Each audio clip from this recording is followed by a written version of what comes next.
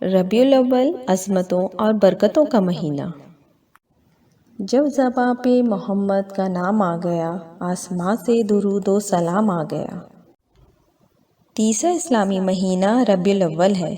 اس کی وجہ تسمیہ یہ ہے کہ جب ابتدا میں اس کا نام رکھا گیا تو اس وقت موسم ربیع کی ابتدا تھی۔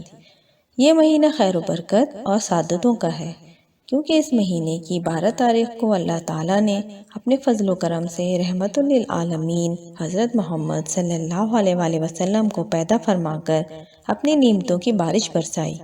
اسی ماہ کو آپ صلی اللہ علیہ وآلہ وسلم مدینہ منورہ تشریف لائے اور اسی ماہ کو حضرت ختیجہ سے آپ کا نکاح ہوا۔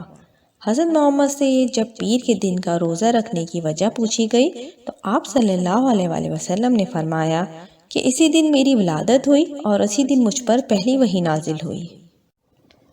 اللہ تعالیٰ کا ارشاد ہے کہ اے میرے حبیب صلی اللہ علیہ وآلہ وسلم، میں نے دنیا اور اہل دنیا کو اس لیے پیدا کیا کہ جو عزت و منزلت تمہاری میرے یہاں ہے میں ان کو پہنچوا دوں، اور اے میرے پیارے حبیب، اگر تم نہ ہوتے تو میں دنیا کو نہ پیدا کرتا۔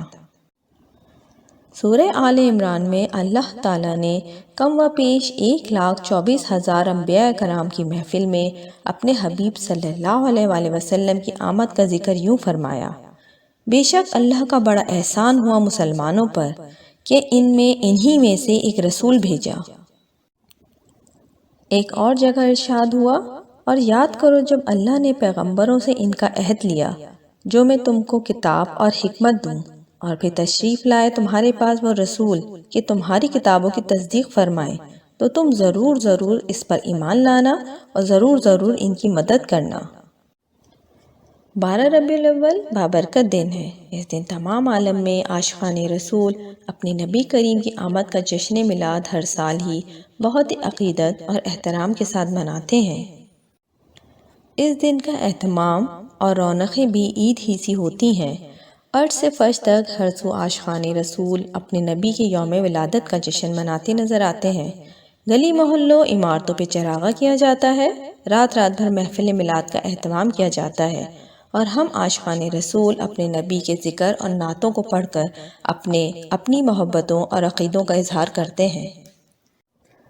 شیخ عبدالحق دہلوی رحمۃ اللہ علیہ فرماتے ہیں: سرکار دو عالم کی پیدائش تمام مخلوق سے عظیم ہے، لہٰذا اللہ تعالیٰ نے آپ صلی اللہ علیہ وآلہ وسلم کو تمام لوگوں کی طرف مبعوث فرمایا۔ آپ کی رسالت کو انسانوں پر منحصر نہیں فرمایا، بلکہ آپ کی رسالت تمام جہانوں کے لیے عام ہے۔ چنانچہ اللہ جس کا پروردگار ہے، محمد صلی اللہ علیہ وآلہ وسلم اس کے رسول ہیں۔